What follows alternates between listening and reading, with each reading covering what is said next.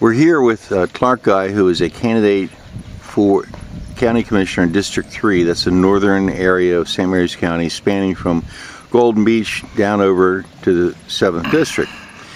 Clarke is a candidate in the unaffiliated lane of the Commissioner's race and will be on the ballot in November. Clarke, could you explain to the readers of the Chesapeake Today and the viewers of this video exactly why you're running as an unaffiliated and why you're running for County Commissioner? Well, let me address why I'm running first. I really had no ambition on running for County Commissioner because I'm a federal employee. I didn't believe, like most federal employees, that we could run for public office. I just happened to be very active in the community on the Planning Commission, showed up at a lot of public forums, spoke on things that meant a lot to me, and a lot to my family, and a lot to my neighbors and community. And at one of those particular ones, actually I sat down with Mr. O'Connor. Actually we met out just outside the Chesapeake building, and he wasn't quite sure if he was going to run. And he asked me if I would run in his stead. I was a little taken back, and I tried to explain to him that I was a federal employee and then I didn't think that I could run.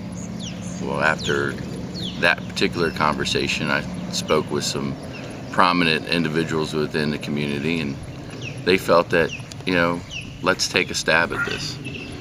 So after I looked into it more and more and more, I realized that I could run, but I had to run unaffiliated because of the Hatch Act, because of all the other rules. So I went back to Mr. O'Connor and I let him know that, and we went back and forth a little bit, but eventually he decided that he was going to go ahead and throw his name in the hat. Went back and forth and kind of told him that I wasn't going to run against him because I felt that for the most part he was doing okay. Didn't necessarily agree with his delivery on some of the things, but I knew that there was still work to be done.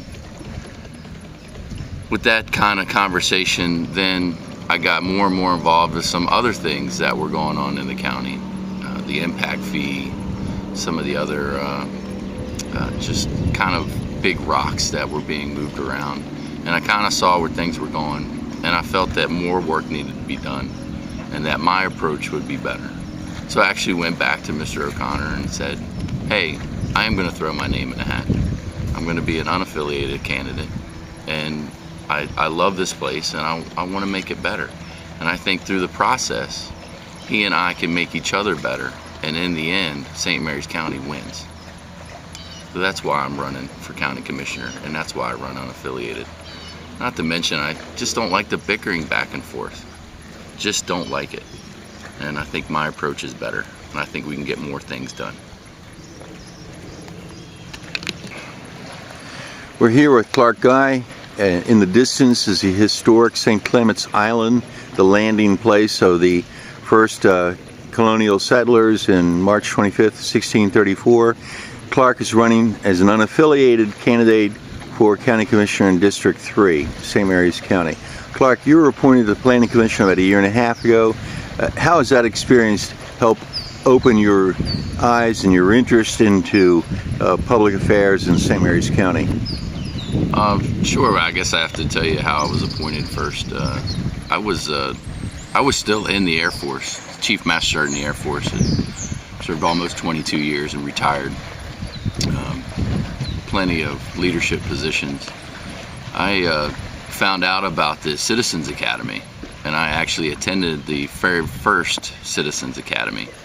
And from there, I was still in uniform, so there was wasn't a whole lot that I could do. But I always kept my name in there. I always kept my name in the volunteer pool. And once I retired, and they knew that I was retired, I continued to put my name in to volunteer for boards and commissions. I actually didn't volunteer for the Planning Commission. I guess there was quite a few folks that had not, and with that, they took a look at my resume, and the county commissioners asked me to consider being on the Planning Commission. It's a complete surprise to me.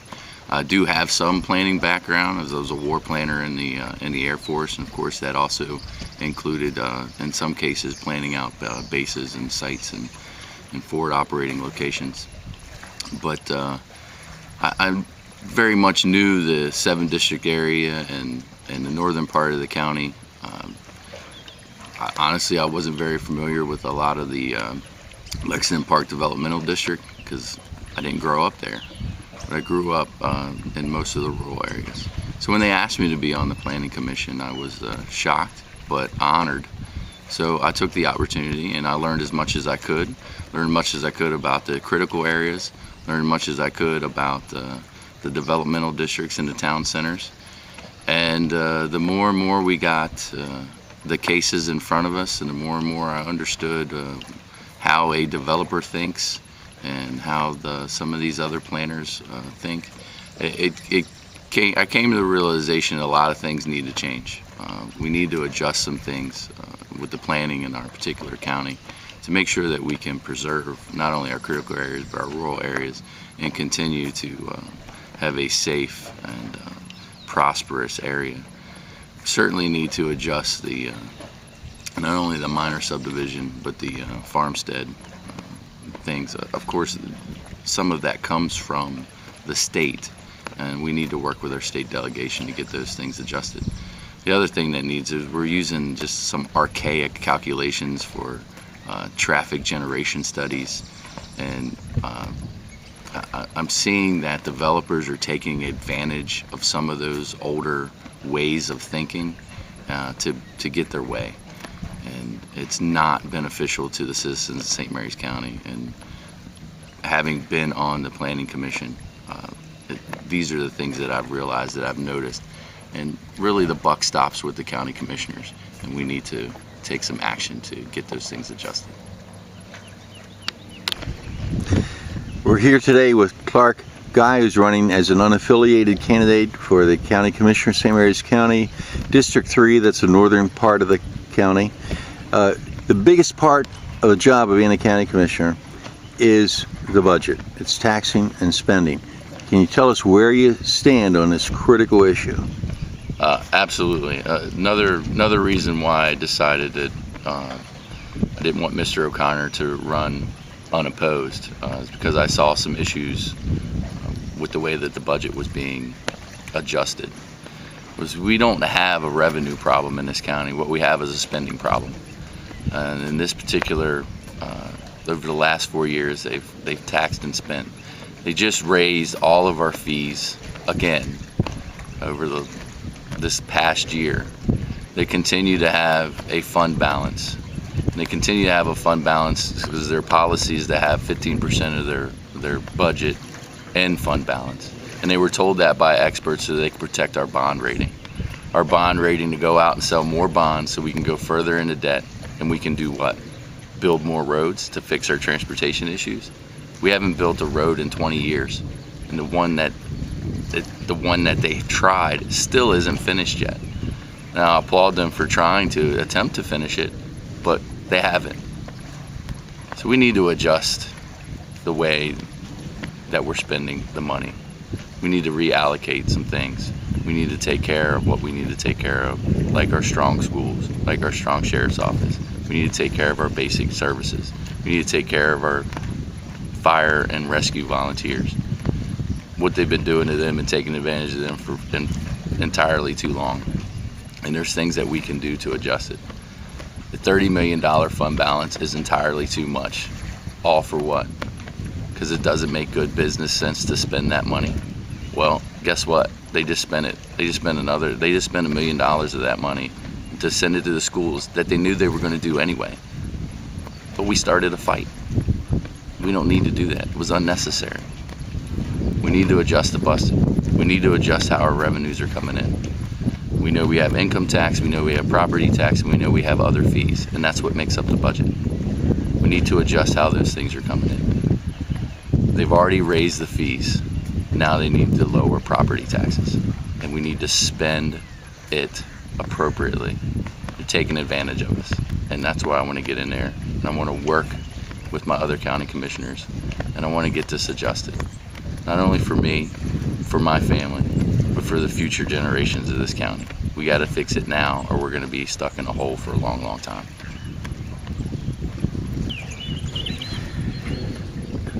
Clarke, you mentioned in very strongly your feelings on the budget. Could you specify a few areas where you would like to cut spending or even increase it? So sure. And so let me just reach back a little bit. Before I decided to run, I was sitting in a public forum meeting, and actually Mr. Morgan, Commissioner Morgan, kind of addressed the crowd, and he said, hey, who in here doesn't want to support the schools? Nobody raised their hand. Who in here doesn't want to support the sheriff's office? Nobody raised their hands. Who in here doesn't want to support our basic services throughout the county, our fire and rescue? Nobody raised their hands. He goes, there you have it, we all agree. And that's what kind of dawned on me, that those were the priorities. Those were obviously the priorities. It was something that we all agreed on, regardless of where we stood anywhere. It's what we wanted. It's what we wanted for our community. So, as a member of the Planning Commission, of course, we get to review the capital improvement plan. And within the capital improvement plan, I think there's areas that could be moved out. And based on studies that are already available, we know who's staying, we know who's going, we know how our transients work around here, and we know what we need to spend money on. I believe that a lot that's in the capital improvement plan could either be pushed out to later years, and that's where we can save quite a bit of monies, and we can adjust those costs. There's some other, I think that we offer tremendous services in our county. I mean, we're giving folks the filet mignon when it comes to county services, and I want to continue that. I think that's the right thing to do. We just have to be careful, I think, on how we attach any additional things to those, and try to maintain and sustain what we currently enjoy. So that's where I think that we can tackle the budget. Clarke Guy is running for County Commissioner, District 3, as an unaffiliated candidate. Clarke, this question involves the Great Mills school shooting.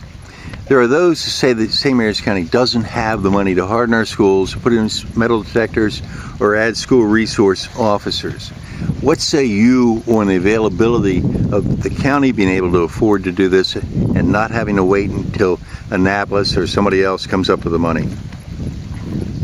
Well, let me say first that I have a child in a St. Mary's County public high school. She's due to graduate this year, and I'm very proud of her. The tragedy down there was still unbelievable, because, you know, how could that happen here? For someone to say that the county doesn't have the resources to protect our children, it's just ludicrous. We absolutely have the resources if we apply everything correctly. We're not willing to take that chance. Somebody wants to say that we're doing it because it's an emotional knee-jerk reaction. I don't believe that. I mean, these are our kids. This is why we do most of the things that we do. Are you kidding me?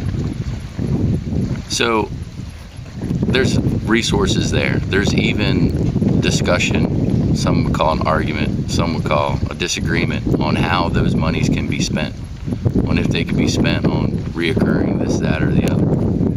Well, don't argue about it. If you really don't know, then put it to the people, put it to the referendum, put it out there for a vote, and we'll tell you where to spend that money.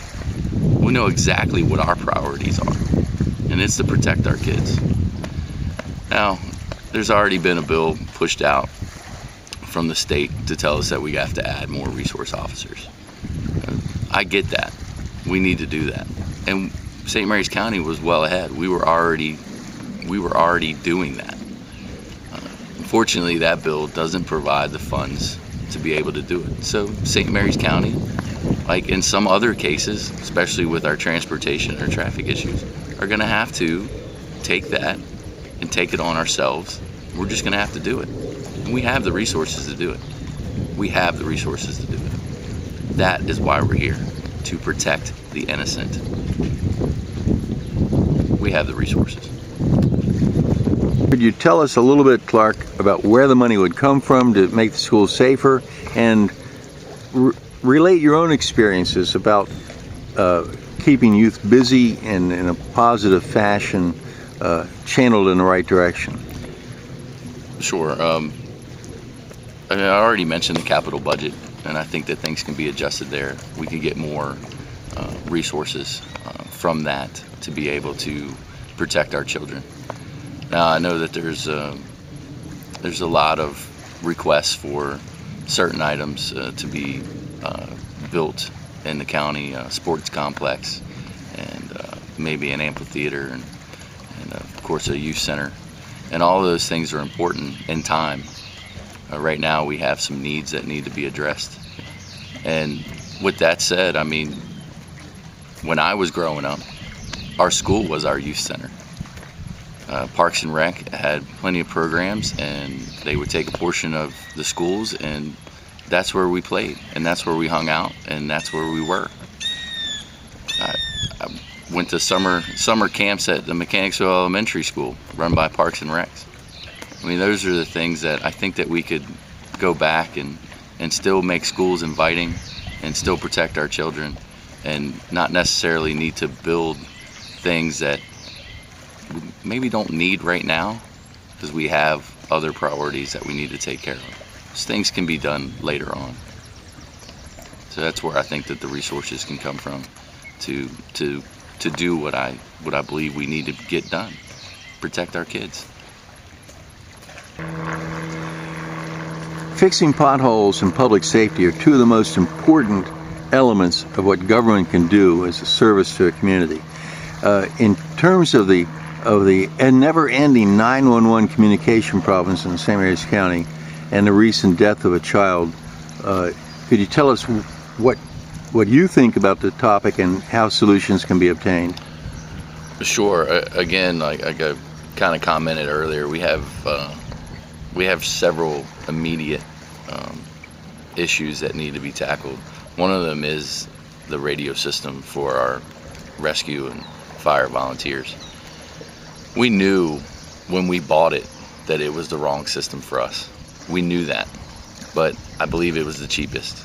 I don't have all the background, but of course I've spoken with the leaders of these organizations, the fire and the rescue, and some of the chiefs. And we're putting our guys and ladies' lives at risk. We're risking the community. I mean, they have to do a workaround just to cross the bridge to go help their brothers over in Calvert County because they can't communicate with them. I don't have to remind everybody that there's a nuclear power plant over there. It's only about 12 miles as the crow flies. We're pretty close. I don't have to remind everybody that if there's a fire down at the bottom of Wycomico Shores Hill, that they can't communicate with Central. We don't need 3 independent studies to tell us what we already know. We need to replace the system. The towers are already there. We just need to replace the system. We're talking about people's lives. We need to replace the system now. $30 million, well maybe $29 million now, of surplus that could be immediately done to help with this. I'm sorry fellas, but it's raining. It is pouring. And this is an issue that needs to be taken care of. And we don't need to wait for another study. Clarke, you're a candidate, not a commissioner right now. If elected commissioner, what will you do to assess and evaluate the actual needs of the school board, which is 50% or more of the county budget, and how to plan to fulfill those needs? So the school board budget, it's obviously important. They are the second largest employer in the county. We need to take care of those because they take care of our kids. But what it really comes down to, and how we're going to end up doing this, is through communication. We have to communicate between the Board of County Commissioners and the Board of Education. They're the 2 elected boards in this county, and they have to communicate continuously, constantly. again, because the Board of County Commissioners are funding all of the education in this particular county. Yes, they'd still get monies from the. Clarke, you're a member of the Planning Commission of St. Mary's County. Could you please give the readers of the Chesapeake Today an idea of how you view the transportation gridlock in St. Mary's County? You know, a lot of folks will just point to the state and say it's the state's fault and it's the state's problem and that's a state road and they have to do something about it. Well, we have opportunities to improve our county roads and make sure that we can create connectors to be able to offshoot quite a bit of traffic off of those state roads. We know we're not going to get the state's help down here for transportation. We got to take those really needs into our own hands and do something with our own county roads and build some county roads. We're going to have to discuss exactly how we're going to do that and where exactly they need to be, but there's great economic gains to be had by building county roads that allow access behind certain areas of town centers and developmental districts to bring folks down here, to bring maybe additional National Guard resources or Air National Guard resources into our booming airport, which is going to be amazing one day. And to bring the VA down here. We desperately need a clinic or a hospital down here. But we have to take the lead. What we have to do is build roads so we can tell developers where to build instead of developers telling us where to build. So that's what I really want to address in the next few years, to be able to start making those plans, to be able to grow this county smartly, and to be able to do it through transportation by developing and by improving our county roads. We're not going to get the help from the state. We may not see a bridge across the Patuxent River for a really long time. We got to do something right here, right now. We got to take it into our own hands. So I certainly understand developer-funded projects. In order for the county citizens to really get benefits out of those, we're going to have to set up some kind of tax incentives so that we can get them to develop where it's appropriate and where we need them to develop. We could have done that 20 years ago with FDR Boulevard, but here we are still today, and FDR Boulevard is still not complete. They're going to have to replace and fix and repair the asphalt that's already been laid, and nobody's even driven on it yet. We've got to do this smarter. We've got to be able to create incentives so that we can direct growth and development where it's appropriate, and not the other way around. Not somebody telling us what we need to do, where we need to go, and where we need to build. We know what we need to do. We don't need somebody else coming here to tell us what we need to do. Over the years, the appropriation of taxpayer funds to non-government organizations has been heavily criticized. The fire departments and rescue squads get tax money, and they have to provide an annual accounting of those funds. Would you be in favor of providing the same requirement for the non-governmental organizations? I would, but I think we need to be careful, because you don't want the impression to be that we're giving these grants to these non-government agencies to be able to do some good. We don't want them to think that the county commissioners don't approve of some of the things that they're spending their money on. I'm sure that they're trying to do good things with them, but for them to be able to just let us know what they're using these monies for, I don't think that that should be an issue. And I don't think that they should be afraid that the county commissioners aren't going to continue to grant them funds over the years if they do the appropriate application and they provide the appropriate, again, accounting of that money, because a county commissioner or several county commissioners don't necessarily specifically agree with a particular program or project that these non-governmental agencies are trying to promote. So I think we certainly need accountability.